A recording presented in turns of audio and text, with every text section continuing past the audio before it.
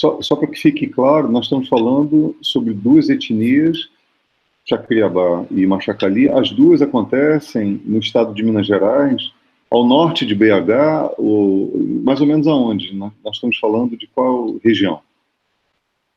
Uma delas está no leste de Minas, quase divisa do Espírito Santo, que são os Machacali, que estão em 3 aldeias, está se criando uma quarta nessa região, e os Chacriabá, eles estão em São João das Missões, que é divisa de Minas com Bahia, mas mais ao norte mesmo, já perto de Januária, mais para cima mesmo, no norte de Minas. Então, eles não se comunicam, estão distantes, e têm culturas diferentes, até por essa diferença territorial, né, do território que eles ocupam. Qual dessas duas etnias é maior, em termos de número de integrantes, assim, de habitantes? Os Chacriabás são quase 12 mil Chacriabás. Eles se reúnem em 36 aldeias, né, que estão nesse território demarcado em São João das Missões. Inclusive, eles têm ocupado esse município, já é a segunda prefeitura que eles ganham no município, é o segundo prefeito Chacriabá que acontece no município de São João das Missões.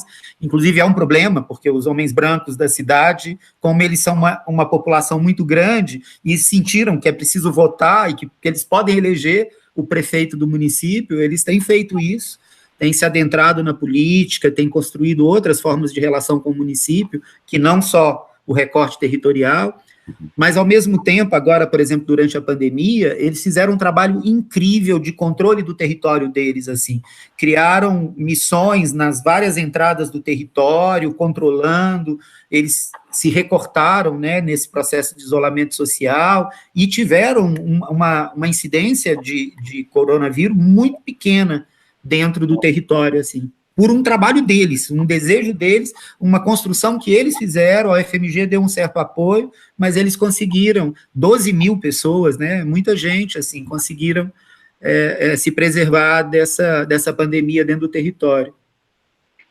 Adriano, deixa eu lhe perguntar, em termos de institucionalização desses projetos, como é que posição esses projetos ocupam na instituição UFMG? São projetos de extensão universitária, porque você é professor na faculdade de arquitetura. Arquitetura. Como é que funciona, em termos institucionais, como é que isso acontece? A gente tem ocupado vários espaços da universidade, né? Um projeto que a gente está centrado nele agora é do doutor Notório Saber, que nós estamos construindo um memorial da Dona Libertina, que é uma analfabeta que conhece daquela língua, é quase silenciosa. Aprender com a Dona Libertina é aprender com o silêncio, é encostando nela e fazendo junto com ela as coisas que você vai aprendendo, numa troca muito silenciosa, muito aproximada, e nós estamos construindo agora dentro da Escola de Arquitetura, né? É um projeto da UFMG de dar esses notórios saberes, esses doutores notórios saberes para vários saberes tradicionais, para vários mestres dos saberes tradicionais, e nós estamos construindo o da Dona Libertina agora, dentro da Escola de Arquitetura, como uma mestra em arquitetura, que conhece da pintura do Toá, que sabe da construção de terra, e a gente está construindo com ela, né, esse dossiê, né, do saber dela, para ela ser considerada pela universidade como uma doutora nesse saber. Então, esse é um dos aspectos. Outro é a inclusão de estudantes indígenas dentro da Escola de Arquitetura, né, através de cotas, tanto no mestrado, no doutorado, quanto na graduação. A gente tem trabalhado por isso, né, dentro dos colegiados, para instituir essas cotas e receber esses estudantes. Tem essas formações transversais na universidade, que a gente está sempre oferecendo, né, disciplinas e convidando e recebendo os mestres para poder trabalhar com eles dentro da universidade. Tem o FIEI, que é essa formação de professores, e outra coisa importante é acolher dentro da escola mestrados, doutorados, pesquisadores, participar de vários congressos levando essa cultura indígena, com os indígenas, apoiando esse núcleo, né, esse comitê de apoio urbano indígena e trabalhando juntos. Por exemplo, a gente foi para a Câmara Municipal há pouco tempo, que tentou-se votar na Câmara o direito do indígena a entrar na Câmara e transitar pela cidade vestindo da maneira como ele se veste, né? E aí a gente fez um apoio, criamos toda uma pesquisa e apresentamos dentro da Câmara dos Vereadores de Belo Horizonte para poder embasar uma lei que permitisse eles portarem a indumentária e se vestirem pintados ou sem roupa, sem camisa e tal, como eles são, dentro da cidade, dentro de qualquer outro espaço público, né? Não passou, João. Os evangélicos barraram. Não passou? Não, não. A bancada evangélica era muito grande e não conseguimos, com todos os argumentos, passar.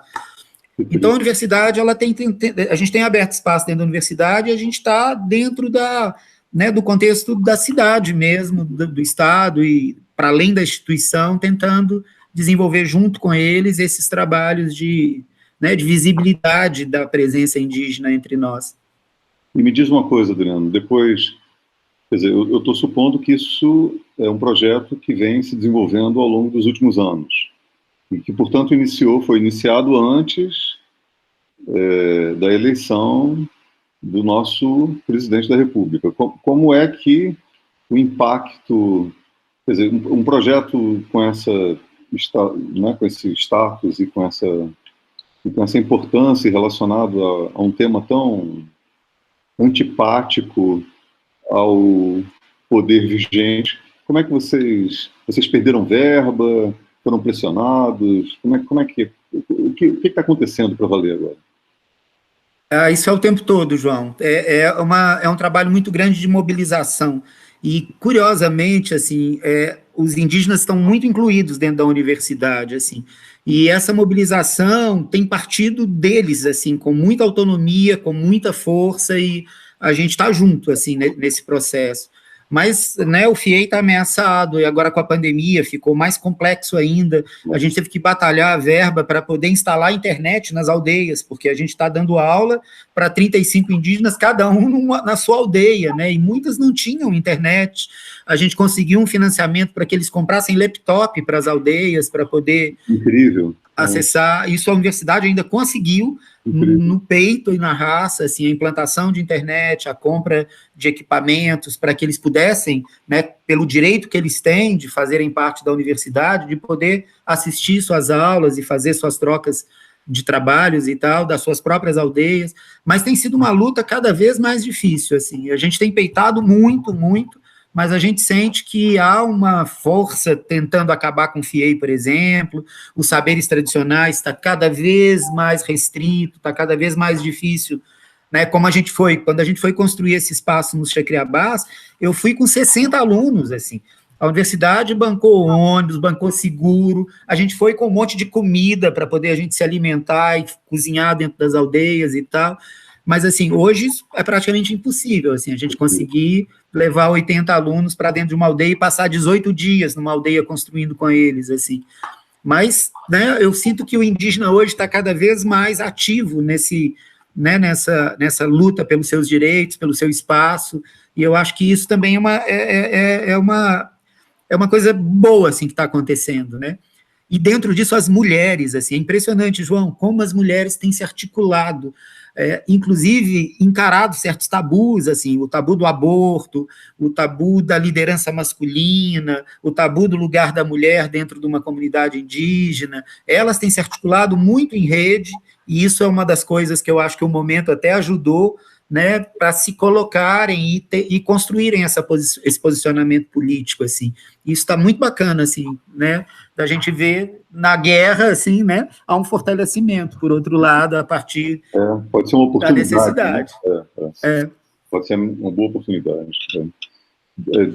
Muitas vezes com efeitos colaterais desastrosos, né, mas, enfim. Com certeza. Que conversou sobre muitas... a gente esqueceu de conversar sobre algum das... Você gostaria de lembrar algum tópico que a gente podia desenvolver? Eu acho, João, tem uma situação curiosa, assim, dessa troca dos saberes, dessa confluência científica, que há uma ciência indígena e tudo mais.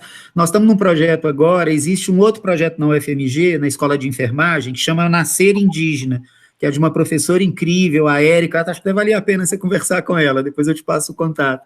Por favor. Mas houve uma demanda muito interessante de jovens indígenas Chacriabá, desejando voltar a ter os seus cuidados com relação ao parto dentro das aldeias, porque aconteceu que uma geração de indígenas perdeu parte desse conhecimento, e as parteiras hoje são todas senhoras muito idosas, que têm o conhecimento de se fazer o parto na aldeia, e elas, as jovens, vendo como que as mães delas sofreram para ter os seus filhos nos hospitais das cidades vizinhas e como elas são tratadas pelo médico, pela nossa medicina, pelos nossos postos de saúde, elas entraram num processo de buscar de novo, através dessas antigas parteiras, esse conhecimento e querem aprimorar esse conhecimento do parto dentro da aldeia, do cuidado anterior e posterior, mas sem negar o conhecimento do médico. Então, elas têm tido esse interesse de conectar as coisas e de garantir nos espaços da medicina nossa, branca, o espaço para essa medicina tradicional. Então, a gente está num projeto de construir uma casa de parto na aldeia da Catinguinha, entre os Xacriabás, que é o lugar onde essas figuras mais velhas querem passar o conhecimento para as mais novas, algumas delas se formando como enfermeiras na UFMG, para poder costurar uma possibilidade de um parto na aldeia outra vez, ou mesmo quando necessário num posto de saúde ou num hospital, mas com toda a inclusão dessa tradição, desse conhecimento, da maneira como eles lidam com o nascer indígena, né? Então, estão acontecendo coisas muito interessantes nessas relações, assim, e nós estamos aprendendo com isso, aprendendo com eles e dispostos a trocar e construir juntos essa outra ciência, né? Esse hibridismo de ciências que se comungam num saber. Exato. Não, isso é um dos assuntos sobre os quais nós pouco conversamos no ambiente universitário, no ambiente acadêmico, sobre o nível de sofisticação que aparece relacionado a muitas coisas. Por exemplo, a farmacologia. É claro que muitas dessas mais de 300 etnias que seguem entre o desaparecimento e a sobrevivência no país já perderam há muito tempo repertórios muito antigos e sofisticados relacionados à farmacologia, a domínio sobre certos ciclos de caça. E é óbvio, né, porque o ambiente é detonado, os anciãos desaparecem, são mortos e assassinados, esse tipo de coisa. Mas nós sabemos muito pouco sobre isso. É muito triste, né, que a gente... É muito triste, o desaparecimento de uma cultura, de uma língua, é devastador em termos... As pessoas tendem a crer que o desaparecer de uma língua é só uma língua que sumiu, mas não. É uma tecnologia que levou milhares de anos para se estabilizar e que, porque se estabilizou daquela forma, é capaz de enxergar o mundo sob uma perspectiva muito especializada, e por isso ela enxerga algumas coisas, é capaz de ver ou solucionar certos problemas. Tá? É como jogar fora um acelerador de partículas do tamanho de uma cidade. Uma língua é uma tecnologia poderosíssima. E é curioso, João, que, por exemplo, os Xacriabás, eles estão interessados em retomar a língua deles. Então, eles têm desenvolvido uma pesquisa de saber que outra etnia ainda tem traços dessa língua que um dia foi deles também. E tem buscado esse contato para poder trazer para dentro da comunidade deles resquícios dessa língua. É até curioso, assim, que, por exemplo, né, os Xacriabás, eles deram nomes para os seus filhos até pouco tempo atrás, nomes como os nossos, né, João, Paulo, Pedro e tal. Há um movimento agora, as crianças que estão nascendo, elas já estão ganhando nomes nesse resgate dessa língua que eles estão buscando lá atrás. E estão começando a nomear as coisas, inclusive começaram a aparecer nas pinturas de Toá escritos na língua deles para nomear aquelas coisas que estão desenhadas, que estão estampadas.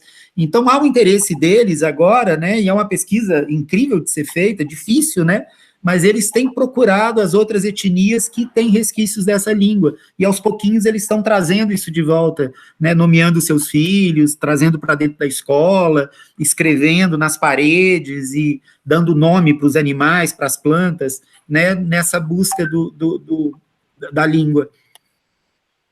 Uma coisa que a gente fez...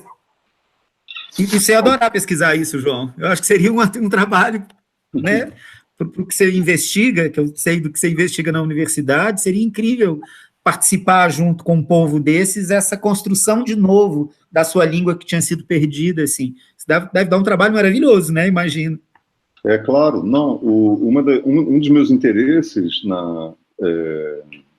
um dos meus interesses nos estudos sobre filosofia da ciência cognitiva, em ciência cognitiva, ou semiótica cognitiva, está relacionado à forma como as línguas e um certo tipo de uso que muitas vezes se faz das línguas, por exemplo, através de certas ferramentas, pense no nosso caso, o verso, que é né, quando você cria um laboratório tão especializado quanto literatura baseada em versos, você faz isso para submeter uma certa tecnologia a situações muito precisas de experimentação. Então, assim, as línguas, o desaparecimento de uma língua tem um significado terrível de ser o desaparecimento de um laboratório que levou milhares, muitas vezes centenas de milhares, né, centenas de anos, ou alguns milhares de anos, para se estabilizar como se estabilizou. Quer dizer, ao desaparecer, não desaparece só essa ferramenta, desaparece toda a história, toda a trajetória histórica que conduziu a uma certa visão de mundo baseado nessa tecnologia. E que permite você enxergar algumas coisas de alguns modos. E isso é muito especial. O exemplo que você contou sobre como uma viga ou uma peça de madeira é nomeada é um excelente exemplo de como nós podemos diminuir a complexidade do ambiente em termos de reconhecimento do que serve para o quê, ou do que serve para quê. Ao atribuir um nome a um objeto, você não está só... Você está especificando aquilo para o qual ele deve funcionar, aquilo para que ele deve ser utilizado e como ele resolve um certo problema num determinado contexto. Ora, acabe com a língua para saber o que você faz. Quer dizer, acabar com o nome pode ser acabar com a tradição arquitetônica, que conduz a escolha apropriada de uma certa madeira e não de outra. E, João, tem uma coisa curiosa com os Machacali, que eles dizem que a língua deles consegue comunicar com esses povos, com esses outros povos, e a nossa não. Então, essa língua foi construída junto com os morcegos, junto com os gaviões, junto com as andorinhas, junto com o tamanduá, junto com as formigas. É uma conversa. Os rituais dos cantos, eles estão trocando coisas com esses outros povos. E essa língua, ela foi construída a partir desse aprendizado de uma conversa que se travou com esses outros. Então, eliminar essa língua é eliminar a chance de comunicar com as formigas, com o gavião, com o morcego. É muito impressionante isso, porque é uma língua que comunica, que troca com esses outros povos.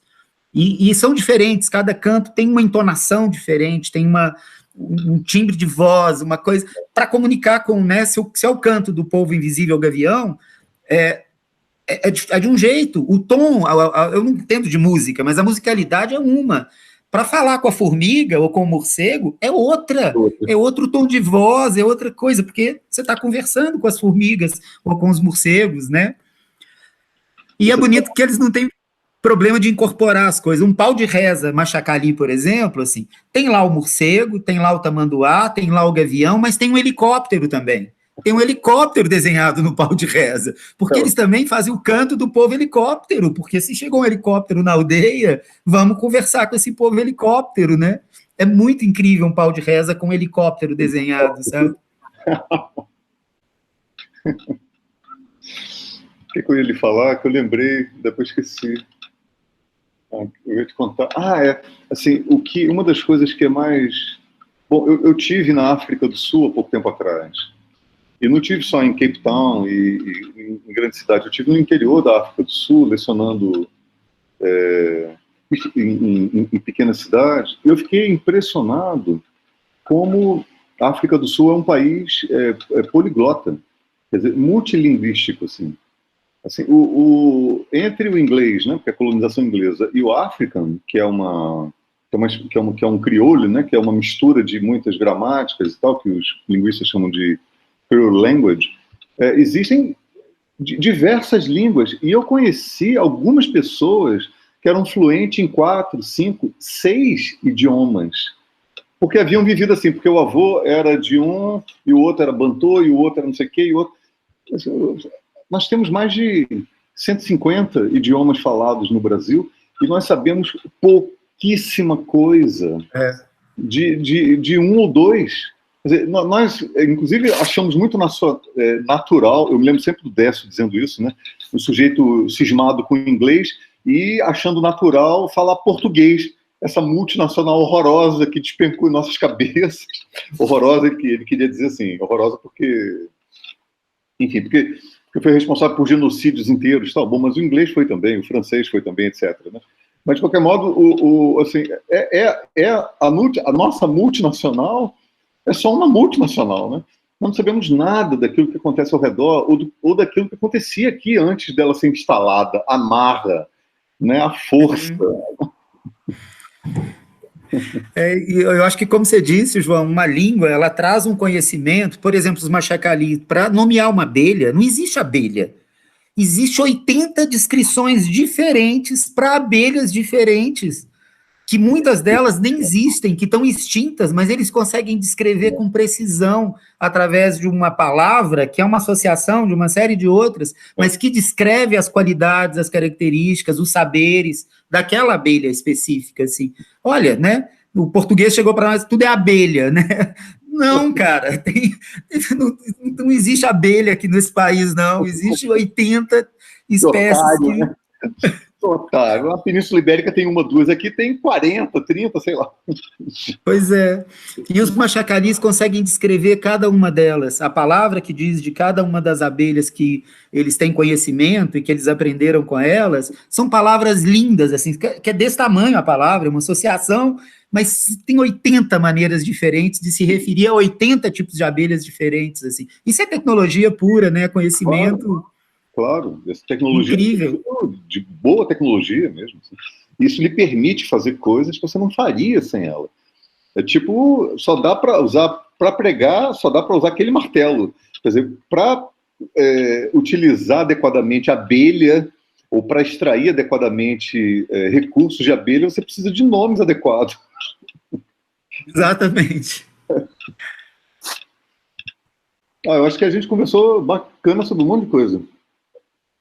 Ué, é pouquinho ainda, né? Daria pra ficar 10 dias aqui conversando. Não, a gente podia emendar um assunto no outro, tá?